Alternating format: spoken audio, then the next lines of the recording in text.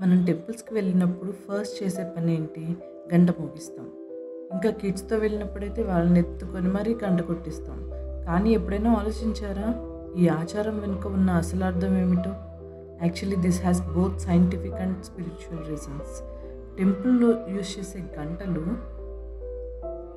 Normal మెటల్‌తో చేయరు. ఇది పంచలోహ మెటల్స్‌తో చేస్తాం. అంటే copper, zinc, bronze, silver, gold లాంటి మెటల్స్‌తో కలిపి చేస్తారంట. ఈ మెటల్స్ మిక్స్ వల్ల గంట మోగించినప్పుడు వచ్చే సౌండ్ చాలా యూనిక్‌గా ఉంటుంది. అలాగే ఈ గంట యొక్క సౌండ్ టెంపుల్‌లో ఉన్న పాజిటివ్ ఎనర్జీని కూడా యాక్టివేట్ చేస్తాయంట. జనరల్లీ గంట మోగించినప్పుడు వచ్చే సౌండ్ వైబ్రేషన్స్ 7 సెకండ్ ఉంటాయి.